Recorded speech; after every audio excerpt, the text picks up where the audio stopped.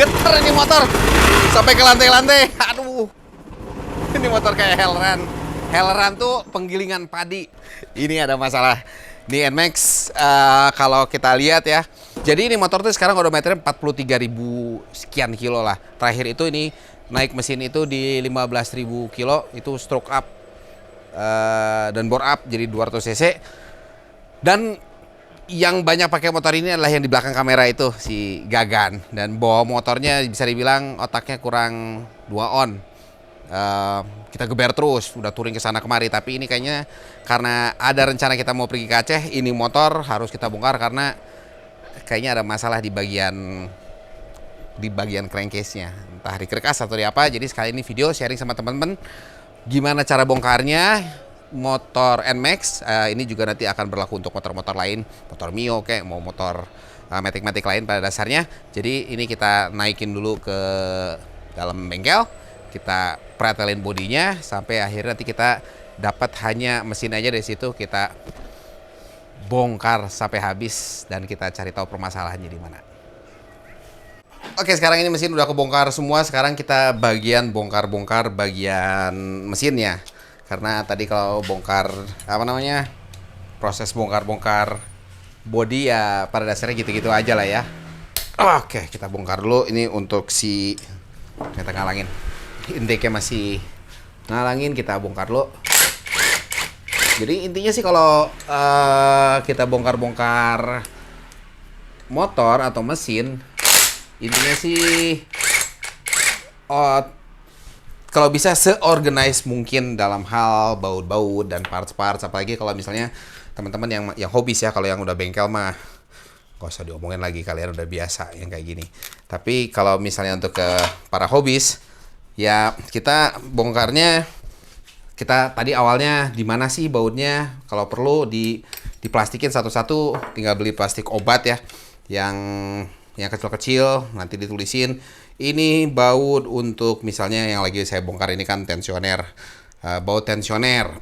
Jadi nanti suatu saat pas ngerakit lagi kita tahu awalnya posisi di mana. Selain dari itu juga membantu identifikasi apakah bautnya seragam atau enggak. Kadang-kala bekas dibongkar orang itu jadi nggak apa ya. Kadang-kala nggak balik ke posisi semula ya, bukan berarti artian kita nyalain yang ngebongkar sebelumnya, tapi saat kita tahu kondisinya bautnya itu udah acak-acakan, itu bertanda bahwa memang ini mesin itu pernah dibongkar, apakah pernah ada masalah. Itu adalah salah satu bagian dari identifikasi permasalahan di mesin. Itu sih cara saya sih ya, dan dulu saya belajarnya pun sama begitu caranya. Ya, hanya sekedar sharing aja. Kita bongkar headnya dulu, tapi ini si solenoid VVA-nya belum kebuka, jadi harus kita kebalik, betul. Harus kita buka dulu. Kalau enggak ya kita nggak bisa buka headnya. Terus kalau ngomong-ngomong VVA, ini yang suka ngoprek ya, yang suka ngoprek mesin, apalagi kalau ngoprek cam, biasanya cam VVA ini yang cam yang keduanya atau VVA-nya nggak diaktifin. Itu karena memang susah mungkinnya bikin camnya ya. Tapi salah satu kelebihan dari VVA ini adalah dimana khususnya di durasinya ya, durasi cam overlapnya itu berubah sehingga putaran atas dan bawah harusnya tetap enak dan efisiensi tinggi si mesin dan power outputnya bagus. Itu tujuannya si VVA. Jadi kalau di mobil mah VVA ya, kok VVA, VTEC dan lain sebagainya, itu adalah bagian dari cara kerja si solenoid VVA ini.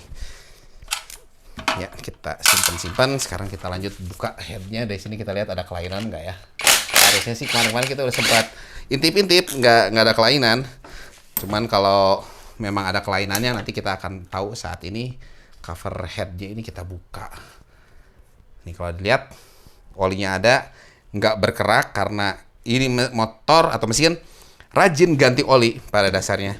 Kalau tadi di Instagram, kalau di saat saya bikin story ada yang bilang ini motor nggak rajin ganti oli. Sebenarnya nggak, ini motor rajin ganti olinya. Biasanya secara secara fisik dulu ya, visual kita lihat dulu ada permasalahan nggak, apakah ada kausan tertentu gitu. Sebenarnya kalau dilihat sih ini bagian atas nggak ada masalah karena bunyinya yang mengerikan itu dari bagian bawah. Jadi kita lanjut bongkar-bongkarnya. Bongkar, sekarang kita harus bongkar si water pump. Terus ini masalah impact. Impact itu hati-hati, makanya kalau misalnya kita untuk buka baut sih nggak masalah ya. Tapi kalau pas ngencengin ya, sebisa mungkin di awalnya jangan pakai impact, pakai tangan dulu manual, udah gitu baru pakai impact kalau mau untuk kencengin. Tapi tetap ditorsi sih sebisa mungkin. Saya harus nyari tempat buat nandein ini dulu nih. Soalnya ini masih ada air, sisa-sisa air dari water pump dari blok ya, meskipun bagian bawahnya kita udah buka. Ini yang disebut dengan water pump nih bagi teman-teman yang nggak tahu bentuknya ya. Jadi ini nyambung ke cam, dia diputar sama cam, di dalamnya ada kipas atau kayak kipas ya. Jadi bentuknya kayak turbo gitu. Nah, ini ntar yang mengalirkan air di dalam mesin. Jadi ini nggak ngaruh karena airnya udah habis. Kita lap dulu bentar deh. Biar nggak berantakan. Kalau bilang nanti juga ini, saya senengnya begini sih, senengnya nggak berantakan. Kalau berantakan kan, gimana ya, kurang gimana gitu kalau kerja. Jadi kayak orang kalau misalnya di ruang operasi juga kan, kalau manusia ya, jadi dikit-dikit kita bersihin, jadi biar dilihat sama teman-teman enak di video juga. Selain dari itu, emang enak aja ngelihatnya bersih. Meskipun di sebelah sana kotor sebenarnya. Oke, kita bongkar dulu baut cam. Ini nggak tahu bisa pakai dodot atau enggaknya. Kayaknya harus dibantu sama sebelah sana dah. Ditahan kayaknya. Tapi kita coba dulu ya. Bisa mau nggak dia ya? Sepertinya dia mau. Cam kebuka. Kenapa tadi perasaan bergoyang ya? Ini yang disebut dengan timing gear atau sintrik ya kalau bahasa slangnya ya. Ini di sini ini adalah bagian buat dekompresi, terus di bagian camnya ini ada satu pin ke dalam yang nanti dia menginterupsi atau mengganggu si cam sehingga klep itu dibocorkan saat start. Jadi kalau misalnya kompresinya tinggi, itu kan kita butuh starter motor yang berat. Dengan dekompresi ini membuat hidup si starter lebih nyaman dan bekerjanya lebih baik, lebih simpel gitu, nggak terlalu berat kerjanya. Sekarang kita lanjut bongkar.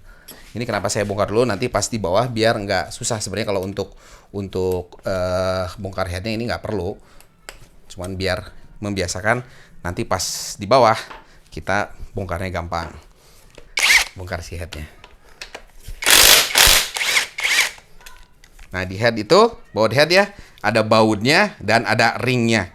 Nanti pas pemasangan ini akan penting, tapi nanti aja. Ini kita bongkar dulu ya.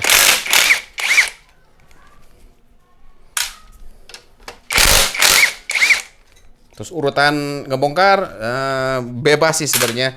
Lebih baik silang, tapi nggak mau silang juga sebenarnya nggak apa-apa.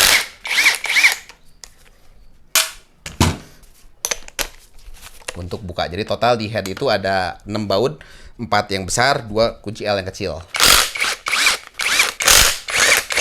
Terus ngomongin impact itu macam-macam ya. Kalau ngelihat tadi, lihat teman-teman lihat nih ya. Ini ada berhentinya. Ini ada 2 mode. Jadi ada mode yang muter terus sama yang dia nggak nahan. Nah begini sama yang begini. Kalau bongkar-bongkar saya lebih senang pakai yang wik sedikit-sedikit karena kalau sampai kebablasan terjadi sesuatu bisa kita hindari. Head kebuka. Nah saat head udah kebuka begini, sekalian kita lihat ini posisi si camnya ternyata lagi di top tapi di overlap. Kalau kita lihat dari warnanya, ini warnanya pada dasarnya normal. X-nya dia warnanya coklat, in-nya warna agak hitam. Cuman ini ada perbedaan warna. Ini kalau dibilang bocor klep sebenarnya enggak. Tapi nanti sekali kita bersihin ini, nanti kita sekali kita skir. Jadi warna ini juga berpengaruh, warna ruang bakar ya. Karena itu nanti bercerita ini mesin selama hidupnya itu seperti apa. Apakah dia ada oli yang terbakar, apakah dia bahan bakar terlalu sedikit, terlalu banyak dan lain sebagainya. Kalau itu sampai bener-bener putih, itu biasanya dia lean. Sama kayak halnya busi ya, lean alias campuran bahan bakar kurang. Kalau coklat ini biasanya dia cukup panas dan campuran bahan bakarnya kurang lebih ideal. Ini untuk di cylinder head. Lalu kita lihat dari bagian blok. Nah, blok ini kalau kita bisa lihat dari si headnya, ini headnya warna hitam, crown si pistonnya dia warnanya hitam, yang mengatakan ya bensinnya banyak karena pada dasarnya ini dibikin agak boros bahan bakarnya karena NMAX yang 2 DP ini di ECU-nya itu kita bisa pergi ke dealer, kita bisa, atau andaikan punya scannernya, bisa tambahin jumlah bahan bakar atau kita kurangin sesuai dengan keperluan kita. Jadi kalau misalnya kita borapnya cuman kecil-kecilan, tapi kalau borap kecil-kecilan tanggung ya, itu sebenarnya masih kita bisa atur jumlah bahan bakar yang masuk dibandingkan dengan all new NMAX yang udah dikunci dan nggak bisa diapa-apain. Oke, kita lihat bloknya. Ini liner apa disebutnya, liner lidah dari rantai keteng ya. Ini untuk jadi jalurnya ya. Ini dalam kondisi masih baik-baik aja, bagus. Terus kalau kita lihat dari bloknya, cross hatchingnya masih ada semua ini. Karena cross hatching masih ada, berarti ini bagus dan nggak ada bocor kompresi. Cuman nanti kita akan periksa lebih lanjut. Kita bongkar-bongkar dulu. Terus kita lihat dari bentuk piston. Piston di bagian sini, di bagian skirt atau di bagian sampingnya, sayapnya. Ini wajar, kausan yang wajar seperti ini. Jadi sebenarnya nggak ada masalah. Cuman yang harus kita cek itu adalah krek as. Nah, krek as ini salah satunya bisa kita cek di goyang-goyang gini, masalah atau enggak.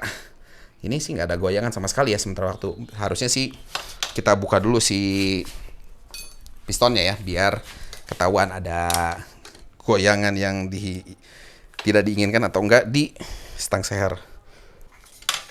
Nah, kalau kita lihat dari pen ya, kausannya normal. Terus udah gitu, kita lihat di sini, goyangannya nggak ada goyangan, ini baik-baik aja. Jadi masalahnya ini berisik dari mana ini ya?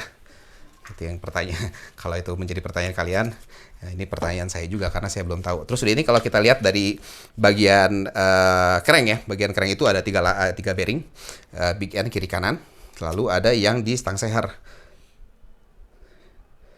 Kalau main kiri kanan dia ada, tapi naik turun sebenarnya nggak ada. Jadi kita bongkar ke part yang lainnya, oke? Sambil saya beres-beresin ini dulu. Simsalabim, dan sekarang sudah terbongkar cranknya. Kalau dilihat ini ke zoom bisa kelihatan ya.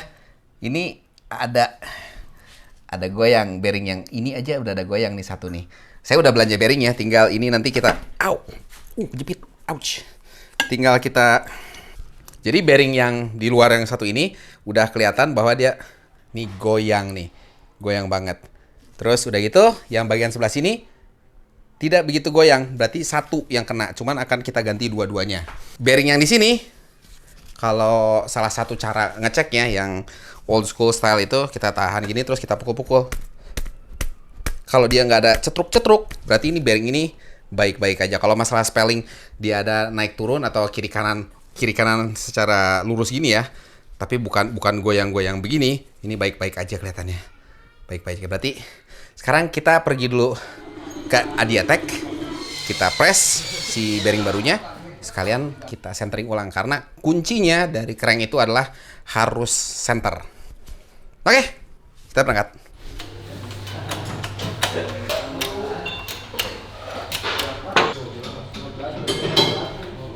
Adiatek di Sinanglaya ke atas, Kampung Patamon, RT 1 RW 1 Desa Sinanglaya. Tabu buka tabu 8 nutupna tabu 5. Kanggo otomotif kanggo motor. Nyanar nampi standaran, nampi racingan. Contoh head, koteran, pasang setang, segala macam bubutan kanggo motor ya. Oke. So kayak nutur ratanya tadi buku diratakan paling beak nage 05, 03. Ya silakan diganti gelas dulu, ganti boring, dan nanti di quarter. Produk Thailand, ini gelas boringnya, gelas boring, quarter, kuning, Silakan yang mau order datang aja ke Adiatek Sinang Laya Jumbrung.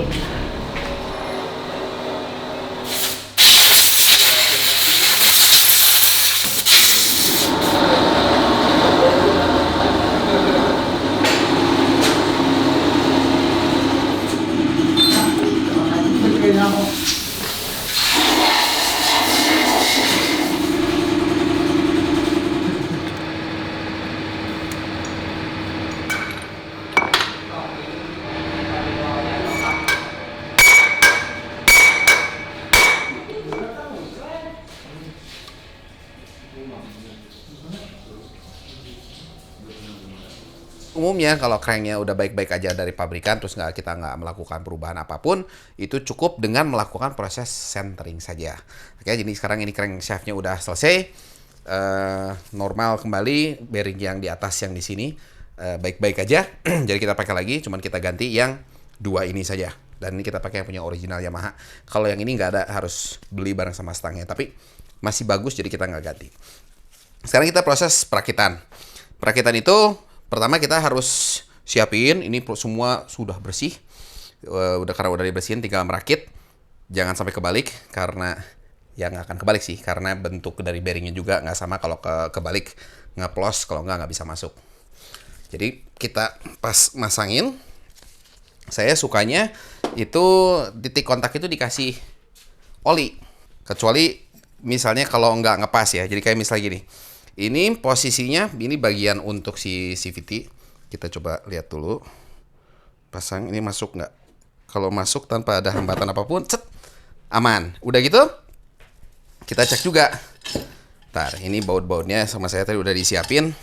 Karena untuk memastikan bautnya jangan sampai kependekan atau kepanjangan. Kalau kependekan gigitnya sedikit, kalau misalnya kepanjangan, tobros, kalau nggak dia nggak ngunci. Ini pas kita pasang, si cranknya susah masuk nggak? Kalau si bearingnya susah masuk ke casingnya nggak? Oh gampang. Kalau susah, ini berarti harus kita panasin dulu. Biar saat dipanasin ini dia akan memuai, membesar, nanti baru kita masukin. Nah sekarang ini, oh ini satu lagi. Ini tidak pakai yang namanya packing, jadi kita harus kasih sealer sekeliling. Nah, kasih sealer itu banyak cara, banyak gaya juga. Cuman kalau ini sebagai, kalau misalnya teman-teman yang masih pemula gitu ya, atau misalnya senang ngoprek motor, kalau saya gayanya begini karena dari dulu saya belajarnya seperti ini. Ada juga yang zaman sekarang yang sealer diambil, terus di dab kayak gitu, boleh-boleh aja. Kalau saya pribadi senangnya begini. Jadi ini sealernya kita ambil, udah gitu, misalnya kita mulai di sini ya. Karena oli itu kita cegah bocoran dari dalam keluar, sehingga sealer di bagian dalam itu harus lebih banyak dibanding bagian luar. Jadi ini kan di ujung tangan saya udah ada sealer nih kan ya. Nah sealer ini kita ambil ke titik sini, terus sambil kita geser. Jadi kalau dilihat ini posisinya tuh di dalamnya ada, di luarnya nggak ada. Kalau saya sukanya begitu. Cuman balik lagi ke teman-teman ada, oh harus di tap gitu ya, bebas sih. Kalau saya senangnya begini karena tujuan dari melakukan kita kasih sealer ini adalah untuk menjaga biar oli nggak bocor. Jadi ini sekeliling, jadi kalau dilihat nanti jadi jangan sampai ada yang putus ya. Dan hanya di bagian dalam aja kalau saya ngasihnya. Karena apa? Karena ya untuk menjaga kebocorannya itu dari dalam keluar, bukan dari luar ke dalam. Karena kalau dari luar ke dalam sih harusnya tidak ada, kan karena nggak ada olinya kan di bagian dalam ya. Terus ditarik-tarik dan biar tipis katanya. Kalau di dab gitu biar tipis, iya boleh, bebas, gak masalah, ini cuma my way. Terus udah gitu di bagian ujung seperti ini nih, bagian ujung seperti ini biasanya sama saya dikasih agak banyak karena ini adalah titik titik rawan ya. Karena titik rawan patahan itu lebih baik dikasih lebih banyak dibanding biasanya. Kayak ini kan titik sini, ini dikasih agak banyak. Dan biasanya kalau kayak begini relatif nanti pas udah kerakitnya terlihat lebih rapih si sealernya. Udah gitu tangan nggak berantakan. sedikit banget itu katanya. Ya memang nggak perlu banyak kok, secukupnya aja, nggak perlu kebanyakan gitu. Buat apa? Ketoh fungsi utamanya yang penting sealernya ada sekeliling, dan karena ini harusnya tidak ada apa namanya kebocoran ya, nggak melenting gitu. Jadi cukup dengan begini. Ini gaya saya. Kalau di pabrik kan mereka melakukan proses sealant ini tuh pakai robot ya. Dan kalau misalnya dilihat ini kelihatannya beadnya tuh atau si sealernya rapi banget karena pakai robot. Kita kan bukan robot. Udah gitu dilihat sekeliling ini ada putusan nggak, atau ada kayak ini masih terlalu tipis banget, ditambahin lagi dikit. Memang lebih baik kebanyakan, tapi lebih baik cukup sebenarnya kalau kata saya, karena jadi apa ya, saya nggak suka ngelihatnya, suka jadi berantakan, nggak rapi gitu ngelihatnya. Jadi dia sekelilingnya dia enak dan rapi dan cenderung lebih banyak di bagian dalam dibanding bagian luar. Jadi pas kita masukin ntar, kalau bahasa Sundanya merejal ya, merejal itu apa ya? Menyebarnya lebih enak dilihatnya. Sekarang nggak ada yang spesial, tinggal ini kemarin udah kita kasih oli lagi buat nanti pas start ya, karena bagian ini nanti akan ketutup. Kalau bagian yang sebelah sana ntar nggak ketutup sih, aman, bisa kita kasih oli. Terus ini ada titik knock, pastiin knocknya jangan ketinggalan. Beda motor, beda posisi, tapi yang pasti knock atau bosnya itu ada di posisinya. Sebisa mungkin, selurus mungkin kita pasangin. Jangan dipaksain, di wiggle dikit aja. Nah, plek, pasang. Pas ketekan, ini lihat nih sekeliling nih. Kalau teman-teman bisa kelihatan di sini ya. Ini sealannya sedikit banget yang keluar, nggak banyak. Karena lebih banyak kalau kita lihat di bagian dalam, kalau bisa kelihatan ke dalam, di dalamnya itu malah jadi menggunduk di dalam, bukan menggunduk di luar. Jadi terlihat lebih rapi. Terus baut-bautnya disiapin. Terus kita lihat pas kita pasang sekeliling ini, sebelum kita kencengin tingginya sama nggak? Kalau tingginya nggak sama, berarti bautnya kita salah tinggi dari sini nih kan ya. Kalau misalnya kita pasang dan tiba-tiba kok lebih tinggi sebelah gitu, berarti itu bautnya kepanjangan. Kalau misalnya tiba-tiba tobros langsung masuk ke dalam, berarti dia kependekan. Ngencengin ini gimana? Ada urutannya nggak? Gak ada sih, bebas kalau masalah ngencengin. Tapi untuk ngencengin dari dalam sini dulu ya. Asal dulu, asal dia mentok sampai ke ujung. Mentok begini. Setelah mentok baru dari situ kita mulai tambahin tekanan. Nah, sebisa mungkin ini nanti kita pakai kunci torsi. Kunci torsi nggak semua orang punya, betul. Nanti saya contohin satu nih ya. Untuk kira-kira logi, untuk perkiraan kasar lah kalau yang nggak punya kunci torsi. Cuma nanti saya ulang, saya torsi. Ini bautnya di torsinya berapa Newton meter sih? 10 Newton meter untuk baut-baut yang baut 8 kayak gini ya. Ini cukup di 10 Newton meter, dan 10 Newton meter itu sedikit banget, nggak yang sampai kita keluar keringat dingin dan gimana gitu, cuman biasa kayak begini. Nih ya. Jadi misalnya kita udah kenceng gini, secukupnya pakai tangan ditaruh di sini, begini. Nah dari sini kita tambahin, kalau gini kan 1/4 nih. Nah maksimal 1/4, biasanya 1/4 putaran. Kalau ke sini 1/8 putaran. Ini 10 Newton meter. Nah tapi karena kita ada alatnya, kita kencengin pakai kunci torsi 10 Newton meter. Ini panjang banget ya. Ya nggak apa-apa. Ini kalau bisa teman-teman lihat, ini bacaan noniusnya di sini udah di 10 Newton meter.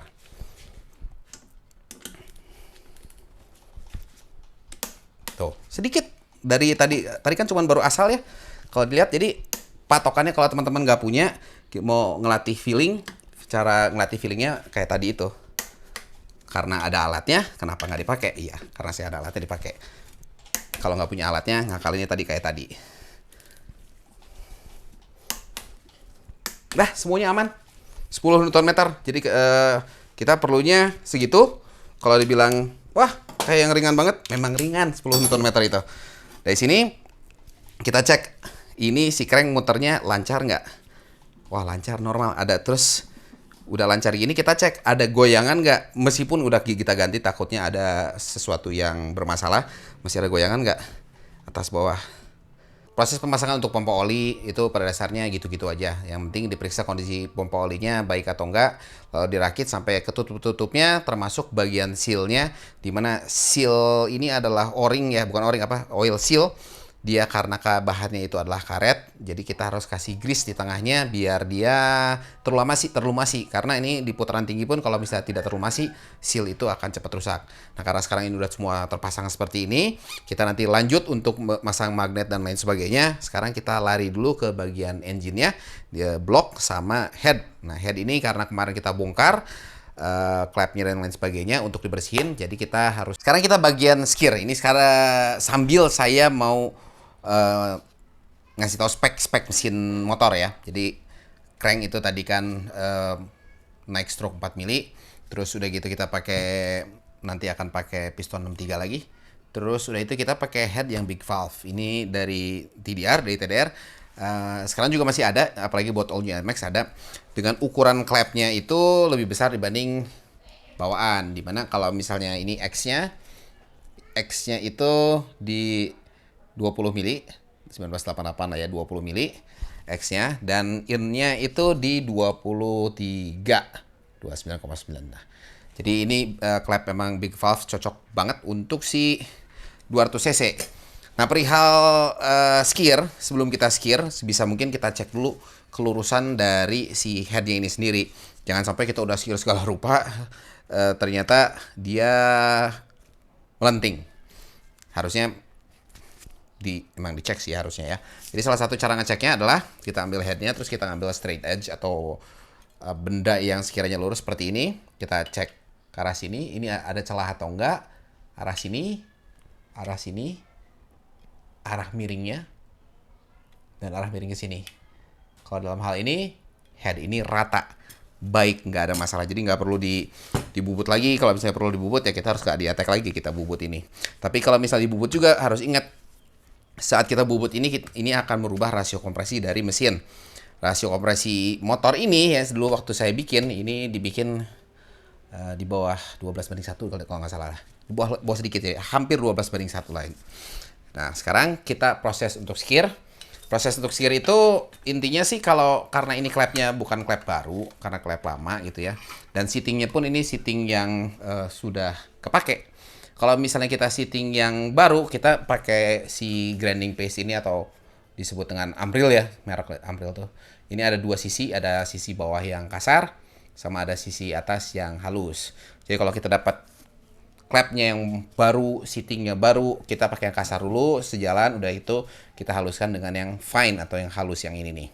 Nah, sebenarnya ini sama saya udah dibahas di video kemarin yang Mio nembak lambak. Tapi kalau misalnya teman-teman udah nonton, syukur udah tahu. Tapi bagi yang belum tahu juga, saya recap lagi sedikit ya. Pastikan ini karena ini klepnya ada 4. Kalau Mio kan cuma ada 2 ya, in 1, X1. Jangan sampai nanti kalau udah habis kita skir, ketuker posisinya. Kalau misalnya posisinya udah begini, nanti balik lagi tetap segini. Jangan sampai kebalik, karena ntar bentuk skirannya pun satu sama lain nggak sama. Bahkan ini saya nggak tahu yang mana ini asalnya. Karena asal kita buka kan, bisa kadang-kadang ada pendekatannya di mana suaranya mirip-mirip sama-sama nggak sama suaranya, jadi bolak-balik sama. Ini pertama yang harus kita lakuin, pastiin si batangnya ini kita kasih pelumas, kita kasih oli. Jadi karena kita akan muter-muterin si batangnya, jangan sampai ntar bos klepnya kena, klepnya pun kena. Itu pertama, seperti itu. Kedua, kita butuh, kalau ini kebetulan hari ini ada selang kecil, terus ada ini adalah baut buat head yang kita akan pakai. Ini ditaruh di bagian bawah agar bisa kita muter-muter. Lalu kita pakai yang fine tadi. Kita pakai terus sedikit, jumlahnya nggak perlu terlalu banyak. Diambil pakai obeng seperti ini. Terus kita kasih dikit-dikit sekeliling si klepnya. Sedikit aja. Udah gitu. boleh pakai oli, boleh pakai bensin. Saya kadang-kadang suka pakai oli, kadang-kadang pakai bensin, bebas. Ini yang penting ada sedikit pelumasan juga, biar si grinding paste-nya ini, si Ambril-nya ini ada pelumasan, jadi nggak murni ini banget kasar gitu ya. Nah, kalau saya sukanya itu ada orang yang kalau nyikir klep tuh ditekan-tekan, ditarik-tarik begini, boleh. Cuman secara prinsip dasar adalah bukan naik turun, yang penting cuman tarikan ke bawah dan muter. Dan misalnya dibikin per 25 atau 20 kali tarikan, udah itu dicek, jangan berlebihan, karena kalau berlebihan seating nanti habis. Jadi contohnya seperti ini. Kalau saya ambil dari atas, terus diarahin satu sambil ditarik tuh. Saking kenceng nariknya sampai lepas dari si klepnya. Jadi yang penting ditarik, kasih tekanan ke bawah, terus sambil kita putar. Copot lagi. Harus dikasih ini harusnya sih, ya. Jadi sambil ditarik ke bawah, sambil diputerin. Kuncinya di situ. Intinya begitu, nanti dilakuin untuk semuanya. Nanti setelah semua empatnya selesai, kita cek kebocoran. Kalau udah nggak bocor, udah aman, kita tinggal rakit lagi. Ini proses skir udah beres. Kalau setiap beres skir ya, saya memilih untuk bersihin si partnya ini, karena si Ambril atau grinding paste ini tuh dia jahat banget kalau sampai ke dalam mesin, bisa berantakan. Jadi biasanya saya pakai brake cleaner atau parts cleaner ya untuk bersihin bagian yang tadi sekiranya kena sama si grinding paste. Udah itu kita lap biar dia benar-benar bersih. Untuk klepnya ataupun si seatingnya sekalipun. Jadi kan ini kita akan lakukan tes kebocoran. Jadi dipastiin bahwa jangan bocor itu gara-gara ada kotoran yang nyangkut atau misalnya ada sisa-sisa yang lain. Jadi kita benar-benar bersih dulu untuk semua empatnya. Semua lubang dibersihin ya.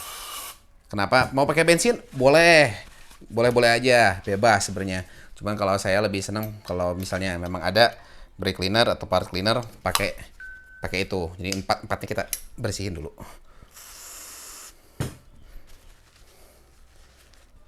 Terus saya senang pakai tisu nih ya.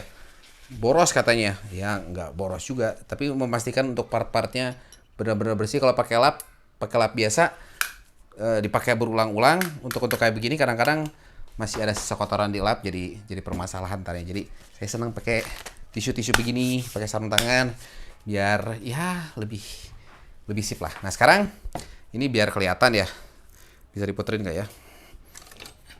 Coba saya puterin ke sini ya. Nah kita taruh gini aja deh.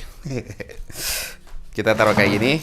Terus bagian chamber atasnya ini kita kasih bensin. Dikasih bensin di atasnya. Nanti kalau misalnya sekiranya ada yang bocor, nanti bisa kelihatan dari port in atau X-nya. Kelihatan bensinnya turun. Terus kalau misalnya dilihat ada bocor nggak? Kering ini kelihatan ya. Di sini kelihatan kering. Terus di bagian in-nya pun di sini kering. Aman, nggak ada kebocoran. Berarti kita bisa lanjut ke tahap berikutnya, yaitu kita ngerakit head. Ngerakit head gitu-gitu aja sih, nggak ada yang spesial. Tapi sebelum dirakit, ini mau saya bersihin dulu sebentar, karena tadi kan takutnya ada ambril, jadi saya bersihin dulu. Habis itu yang harus diperhatikan adalah saat memasang seal clamp. Tadi pas saya bersihin ini dipastikan klepnya tuh nggak ketuker. Kalau klepnya ketuker posisinya, ini kita harus skir ulang, karena skiran satu sama yang lain nggak sama. Bahaya kalau sampai ketuker. Ini yang mau saya sharing itu adalah masang seal clamp, karena umur seal clamp itu akan pendek kalau kita masangnya asal. Jadi ini seal clampnya ya, seal clamp ori Yamaha. Dia kecil seperti ini, segede gini. Terus udah gitu, kalau misalnya kita langsung pasang di klepnya, ini kemungkinan di bagian sini yang sealnya ini, karena klep itu ada tempat kuncian untuk si klep, si kuku klep ya. Ini kalau kita paksain khawatirnya cacat. Ini ada tempat untuk si kuku klep. Kalau dia kena ke seal ini secara tidak langsung dia kemungkinan besar dia akan bikin lecet sisil ini. Nomor satu, biar kita lindungi, sebenarnya sih ada kayak sedotan ya. Sedotan yang bisa kita taruh di sini, cuman nggak punya, dan nggak semua orang punya. Dan kalau nggak punya, kita harus pakai isolasi kayak begini. Jadi isolasi kita ambil sedikit aja, nggak usah terlalu banyak. Terus kita taruh di bagian atas. Kita kelilingin seperti ini. Udah gitu, jadi si bagian yang bergerigi ini dia ketutupin sama si isolasi ini. Udah gitu, baru seal clamp-nya kita masukin. Gampang-gampang susah ini karena ngerjainnya kayak gini ya, sambil bikin video lagi. Nah gini, masuk nih kan ya.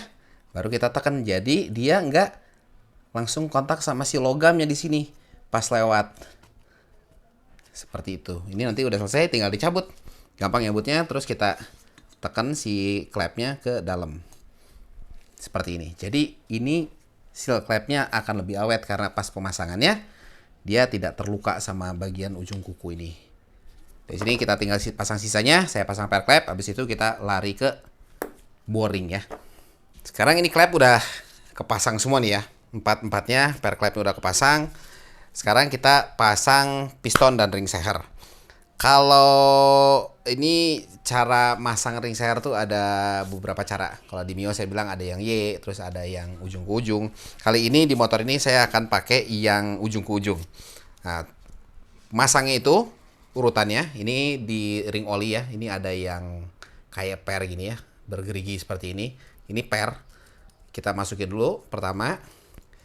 Udah gitu ada 2 piece lagi yang tipis banget kayak gini, tipis.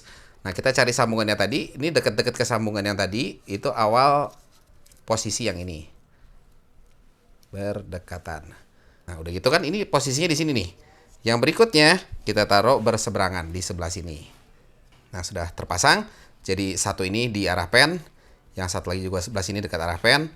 Kalau belum pas, tinggal digeser-geser dikit biar dia pas berseberangan. Ring 1, ring 2 tuh yang mana sih? Kalau kadang-kadang kalau kita bisa lihat, biasanya kalau yang lebih keras itu warnanya lebih hitam ya. Ini ring 1, ring 2 itu yang lebih gelap. Tapi kalau misalnya kadang-kadang ini ukurannya nggak sama kadang-kadang gotnya. Cuman kebetulan ini got 1 sama got 2 ini ukurannya sama.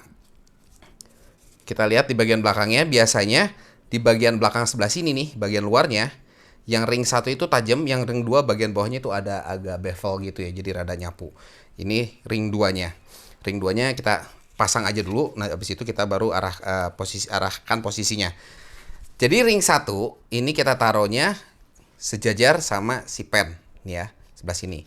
Ring 2 berseberangan. Jadi ring 1 sebelah sini, ring 2 gapnya sebelah sini. Tadi kan yang bagian bawah udah bersilangan tuh. Yang bawah ini tinggal kita geser sedikit ke sebelah sini. Sedikit. Jadi agak nyelang gitu ya. Ujungnya ujung sama ujung, sisanya nyelang. Dari sini kita tinggal pasang ke cranknya. Saat pasang ke crank, pastiin ini bagian stang seher kita kasih oli dulu. Karena kalau nanti nggak ada oli, pas start bahaya langsung jebol. Terus dari bagian pen, di lubang pennya di sini kita kasih oli juga. Untuk kedua belah sisi kita siapin, pennya kita masukin, pastiin lancar ya. Jadi kalau misalnya ada masalah, gergel atau misalnya ada hambatan, berarti ada masalah, hati-hati, diperiksa lagi. Dari sini kita tinggal pasang, masangnya lancar, tidak ada hambatan, berarti baik-baik saja. Ini yang kadang-kadang nyebelin, si snap ringnya, si ring ini ya. Intinya sih masangnya ya gitu-gitu aja sih, memang kalau yang nggak biasa ya, nyebelin sih. Sudah terpasang, normal, cek ada goyangan nggak, aman. Lalu kita pasang packing bawah. Pastiin boss boss block nih ada 2 nih, 1, 2 selalu ada. Terus pas kita pasang si packingnya, ini kita cek dulu kebalik nggak. Ini kelihatan udah oke, aman, bentuknya udah persis sama. Sekarang kita tinggal pasang blok, tapi tadi kena oli, saya lap dulu bentar ya. Saat kita mau pasang blok, sebisa mungkin ini si bagian linernya, bagian glassnya, satu bersih, Jadi dicek dan recheck dulu, jangan sampai ada kotoran. Udah gitu kita kasih oli di bagian dalamnya. Nggak usah terlalu banyak. Yang penting sekeliling ada oli untuk pasti kita masang ring seher. Dan si pistonnya pun di bagian yang ada ringnya ini di sini, di sayapnya kita kasih oli. Pas masang ini pastiin sebelum kita pasang si bloknya, ini gapnya itu sesuai dengan yang tadi kita omongin. Jadi pas ini blok kita pasang, pemasangan blok mah pada dasarnya gitu-gitu aja gini. Terus pas piston kita masukin, sambil kita cek. Tadi ringnya satu di sebelah sana, udah pas, udah masuk. Terus kita tinggal dorong si boringnya ke dalam sampai dia masuk ke pen ya, benar-benar plug. Ini akan ada oli berlebih nih kan. Ini olinya dibersihin dulu. Jadi biar nanti pas start awal nggak ada oli berlebih ngebul gitu kan. Nah, yang disebut dengan top dead center itu adalah pas crank itu posisi paling atasnya tinggi-tingginya, ini top dead center.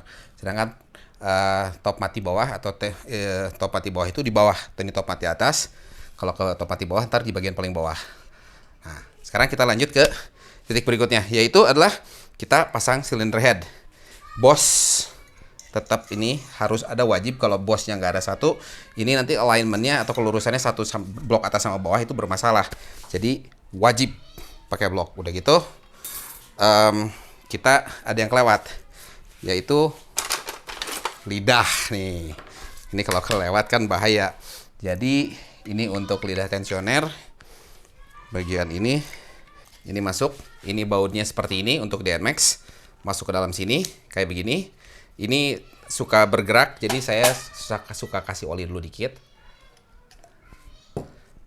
Masukin ke dalam. Kita pasangin di sini. Jadi 10 Nm lagi, sama ini setelan untuk dari tadi si kunci torsi saya masih yang 10 Nm. Jadi kita tinggal kencengin. 10 Nm. Aman. Sekarang kita balik lagi ke bagian head ya. Tadi bos blok udah dipasang. Terus kita pasang dulu ini tensioner yang bawah. Tensioner bawah ini jangan kebalik, jangan begini. Bentuknya itu yang bagian bawah ini nanti di bagian blok bawah tuh ada penahannya. Jadi kita masukin. Terus kalau kita lihat di bawah, biar teman-teman bisa lihat, posisinya tuh masuk ke sini. Ya, seperti ini. Sekarang kita harus pasang dulu rantai keteng nih. Jangan sampai timing chain itu nggak dipasang. Kalau nggak dipasang ntar, waduh, nih saya putar nih biar teman-teman bisa lihat ya posisinya seperti apa. Timing chain.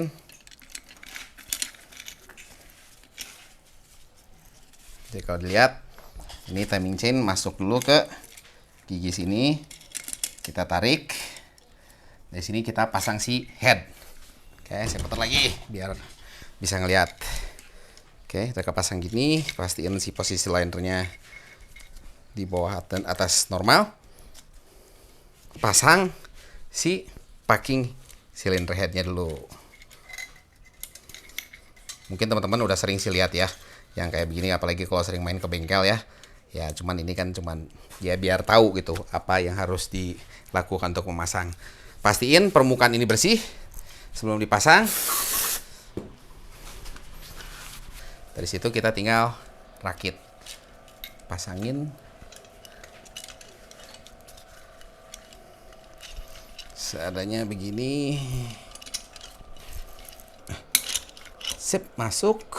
Pastiin masuk ke bosnya. Udah gitu, ini biar nggak hilang nih si posisi ketengnya, biar nggak jatuh. Kita tahanlah dengan sesuatu biar dia diem. Nah, ini sekarang kita yang harus diperhatiin adalah masang baut cylinder head ini yang 4 biji.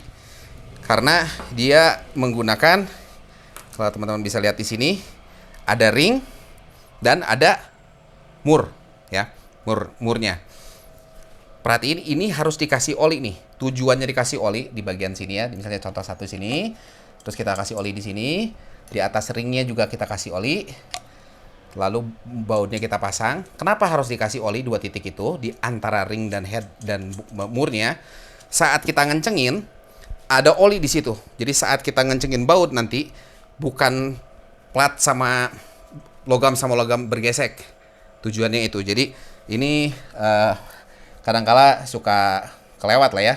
Jadi dipasang di sini ring masang, di dalamnya udah ada oli kan dalam sininya.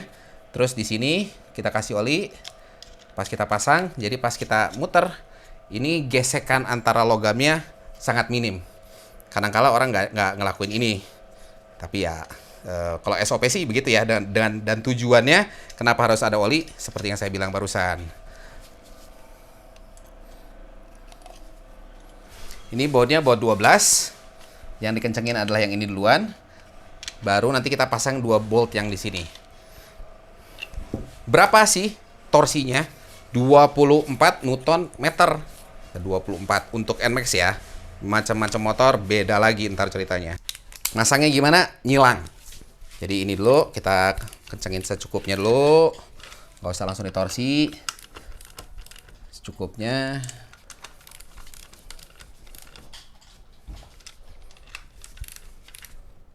Nah, udah itu kita balik lagi ke yang sini. Balik lagi bolak-balik, saya lebih senang bertahap kayak gini dibanding sekaligus dikencengin. Kalau sekaligus dikencengin takutnya tekanan satu sama yang lain nggak sama.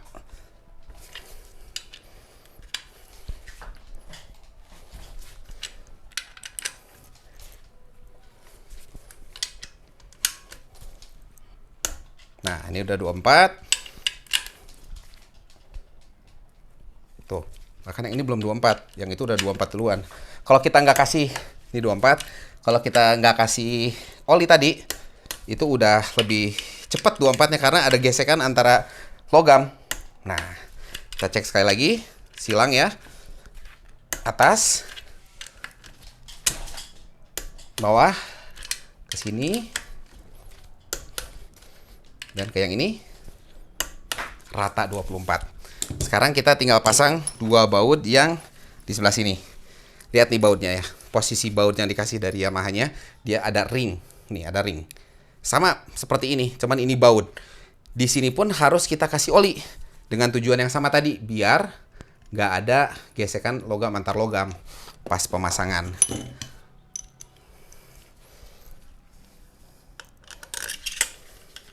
Jadi oli itu tujuannya pas di assembly adalah di situ. Ini juga belum kita kasih. Kita tinggal kasih yang satu lagi. Jadi antar ring, jadi di sini di bautnya, terus di atas ring dikasih, baru kita pasang. Nah, ini bautnya kan baut ukurannya 6 mm nih si batangnya. Jadi torsinya balik lagi ke yang tadi, yaitu di 10 Nm. 10 dikit amat. Ya memang kenyataan kekuatan bautnya segitu, 10 Nm mau nggak mau. 10, klik udah. Dan satu lagi, klik udah, beres. Ini mesin sudah terpasang. Sekarang kita tinggal masang cam sama masang bagian belakang sini dulu. Jadi kita pasang dulu untuk bagian cover si ini ya, si bagian dari rantai ketang ya. Bagian sebelah sini itu ada beberapa hal yang belum dipasang ya. Salah satunya itu adalah dia penahan si tensioner ini nih. Bentuknya begini. Terus dia pakai kunci L. Ini kunci L-nya juga sama kayak yang lainnya ukurannya. Kunci L5. Kita pasang, dan ini karena ukuran diameter bautnya, bagian baut yang bagian ininya nih ya, ini 6 mili berarti sama 10 Nm pas kita ngencengin. 10. Oke. Setelah ini dipasang, udah tadi ke torsi, sekarang kita pasang si one way. Nah, si one way ini tuh maksudnya kalau misalnya lagi starter, dia bagian atas ini bisa muter bareng-bareng si gear yang ini. Cuma kalau misalnya mesin lagi nyala, dia si gear ini diam, yang muter yang tengahnya aja. Ini kita pasang. Sekarang kita pasang si gear yang ke starternya. Di sini ada lubang. Lubangnya kita kasih oli dulu dikit. Ini ada asnya nih ya. Asnya masuk, gearnya masuk, kunci seperti ini. Dari situ kita pasang covernya. Nah, covernya karena ini ada o-ring juga, o-ring bagian tengah sini. Ini seperti yang tadi juga di awal, kita kasih dulu grease sedikit, dicolek-colek pakai obeng begini. Kalau saya biasanya, terus bagian dalamnya kita kasih grease. Jadi biar si si karetnya ini dia lebih awet karena karet kena besi kegesek-gesek lama-kelamaan kalau nggak ada pelumas dia akan lebih mudah untuk rusak. Nah, oke. Udah gitu seal ini pastiin masih bagus kondisinya. Terus ini ada nok 2 biji, jadi nggak akan salah. Noknya satu sini, satu lagi di atas. Ini kita tinggal pasang. Terus, nah ada seal ini nih, ring ini. Di dalamnya tuh ada seal karet. Kadang-kadang kalau kering bocor tuh gara-gara seal ini yang rusak. Ini biasanya saya kasih sedikit oli dulu pas masang biar dia agak licin.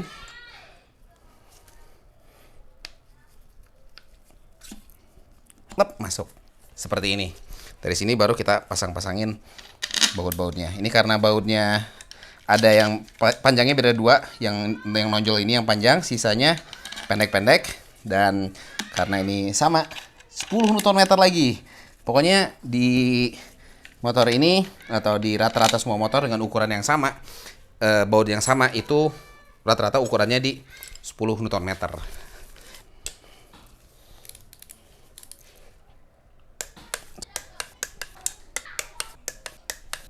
Nah, beres. Sebelum cam kita pasang, kita harus tahu top dong ya. Jadi kita harus pasang di sini si spool dan magnetnya. Udah gitu di sini yang kecil ini adalah pickup, nanti taruh di sini. Dan ini kita pasang torsi 10 Nm. 1 2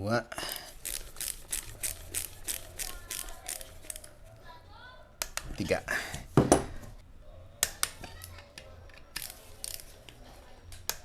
Oke. Lalu kita akan pasang magnet. Pastiin ini spie-nya ada ya, spie setengah bulannya. Terus ini kan cukup kotor nih, sering banget karatannya namanya magnet. Dibersihin dulu. Udah gitu kita kasih grease. Kenapa dikasih grease? Biar dia nggak karatan bareng-bareng sama si cranknya.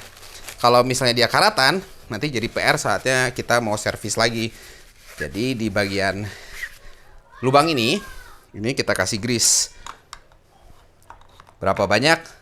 Secukupnya, nggak usah berlebihan. Yang penting dia ada grease. Kita line up si spie-nya sama di sini ada keyhole-nya apa? Patokannya ya di situ.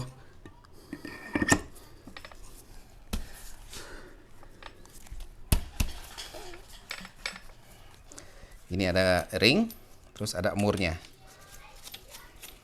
Ini cukup keras di 80 Nm. Ah, pas. Tahan lagi kan? 80 Nm. Right on the money.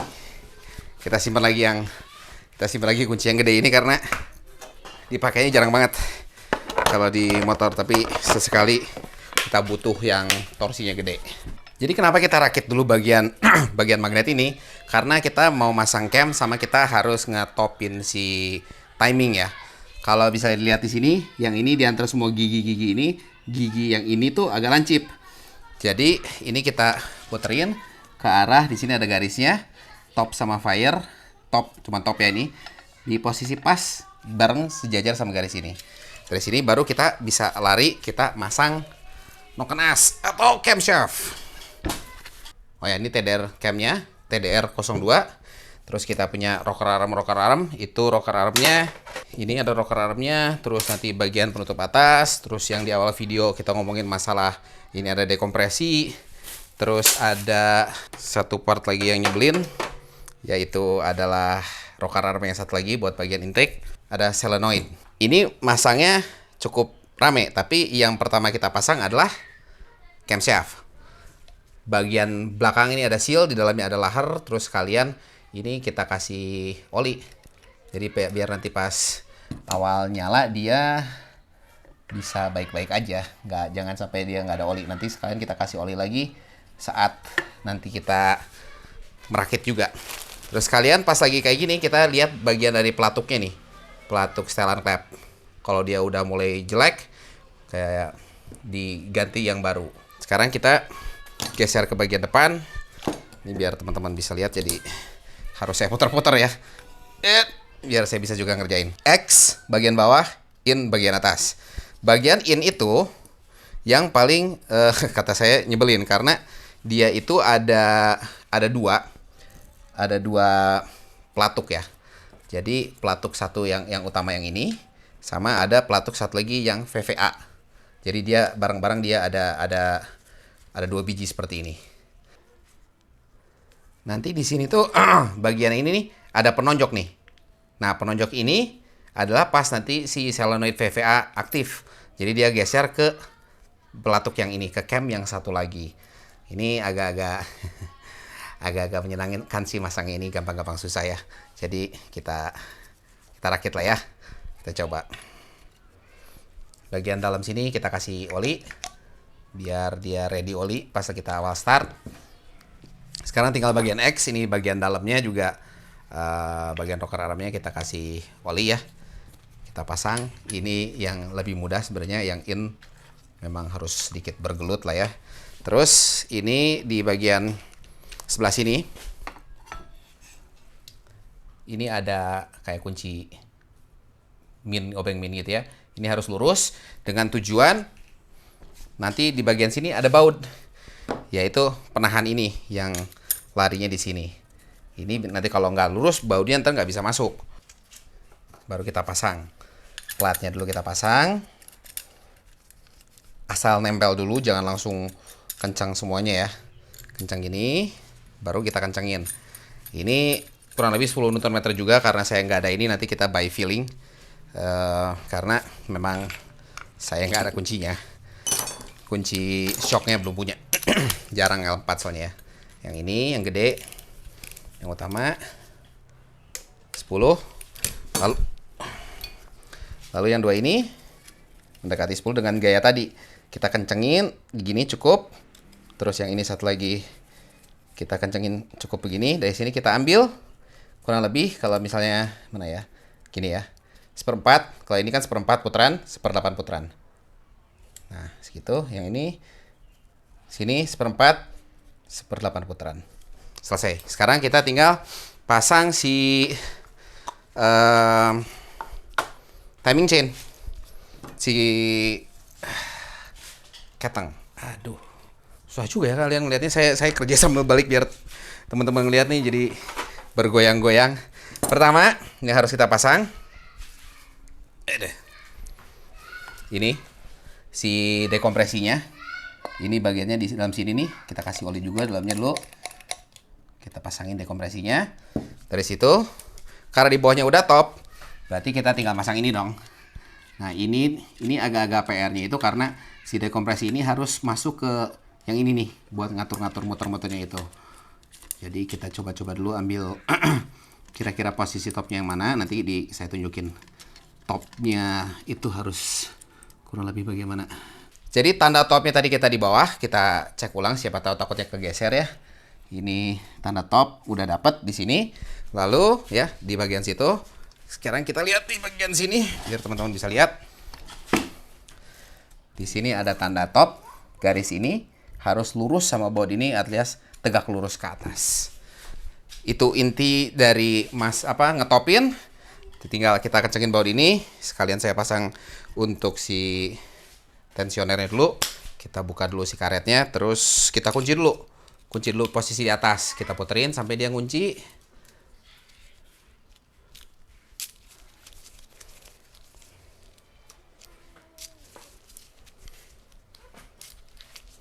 Lagi ngomong kunci dia. Nah, kunci gini. Terus kita pasang. Ini pakai sama. Sekarang kita tinggal torsi lagi sama 10 Nm untuk keduanya. Terus sudah gitu, ini kita longgarin si kunci L yang ini. Kencang. Jadi biar si rantainya ini kencang. Terus jangan lupa, ini kadang-kadang suka nggak dipasang atau hilang bagian karet atas ini. Karena kalau ini hilang, oli suka bocor kemana-mana. Sekarang ini bagian kencengin yang atas nih. Bagian atas ini untuk baut cam ya. Baut cam yang di atas ini itu 30 Nm. 30 Nm OTW. Nah, sip. Terima kasih. Ini semua bagian atas selesai. Kita tinggal lengkapin untuk bagian bagian bagian tutup atas. Tapi sebelum kita lari ke sana, ini kita harus lihat nih setelan klep.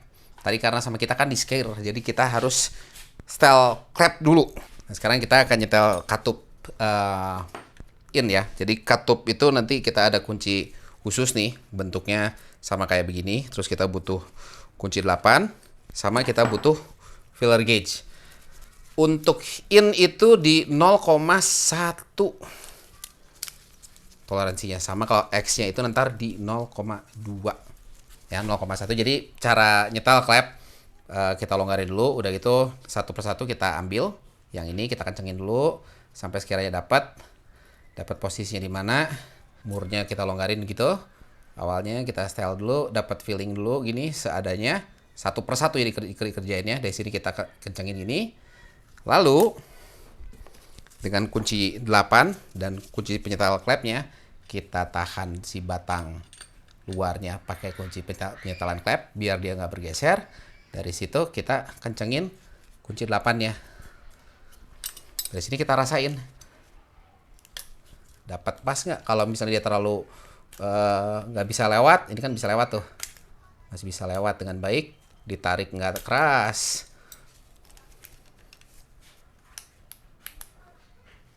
Nah, masih bisa masuk. Nah, agak keras ini. Karena agak keras, kita harus lakuin ulang, dilonggarin lagi. Longgarin dikit.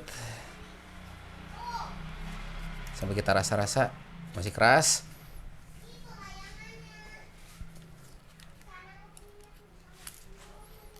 Sampai kita dapat pas banget nih. Dari sini kita setelan klepnya, tinggal kita kencengin. Yang baut 8 ya. Ini tinggal diulang untuk bagian yang in yang satu lagi. Terus yang X itu 02 ya kalau di NMAX pada dasarnya, standarnya. Ya, saya setel dulu ya. Intinya gitulah cara nyetelnya. Karena ini udah beres, sekarang bagian kita pasang dulu si cover head. Karena kita nggak bisa pasang si solenoid VVA kalau misalnya tutup headnya nggak dipasang. Ini hati-hati, suka kadang-kadang kejadian kejepit terus akhirnya ujung-ujungnya dia bocor oli. Apalagi kalau kita masangnya di motor, kadang-kadang bagian ujung-ujungnya tuh suka kejepit. Jadi harus diperhatiin yang baik dan benar sekeliling ada yang kejepit atau enggak. Nah, kayak ini tadi belum masuk. Sama kayak yang lain, ini karena baut 10 kepala 8 M6 ya. Ini kita 10 Nm lagi semuanya.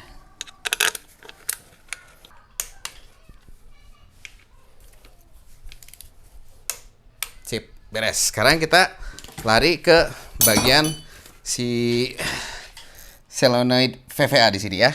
Ini ada packingnya. Packingnya kita siapin dulu, terus baut 8. Ini posisinya jangan kebalik. Sama ini kan di sini ada seal nih ya, biar dia lebih gampang masuk. Si lubangnya di sini saya suka kasih oli dulu.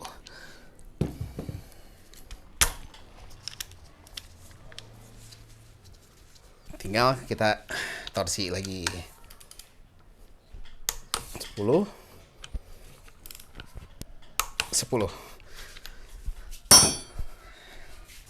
Intinya begitu, ini si mesin. Jadi perakitan mesin sampai sini, posisi top seperti itu, tinggal pasang aksesorisnya. Yang perlu diperhatikan tadi, parts-parts tadi kayak masalah pemasangan ring, pemasangan si dekompresi, terus sudah gitu masang rocker arm yang in, itu memang agak PR, cuman itu harus diperhatikan untuk in dan X dan semuanya. Dan ingat ditorsi dengan baik agar semua bagian-bagian dari baut di head ini, di mesin ini rata. Jadi karena misalnya kalau ada 4 atau 5 baut dari 5 ini, dari 6 baut ya, misalnya 5 kencang, yang satu enggak, yang satu ini karena getaran mesin ada kemungkinan longgar dan terjadi kebocoran. Kalau dijelasin semua sampai ujung, videonya ini udah sangat panjang, jadi saya lanjut dulu, saya pasang semuanya dari sini. Kalau udah naik ke atas motor, kita lihat hasilnya gimana, masih berisik atau enggak. Sekarang ini motor udah kerakit semua dan sudah nyala. Nyalanya kayak begini.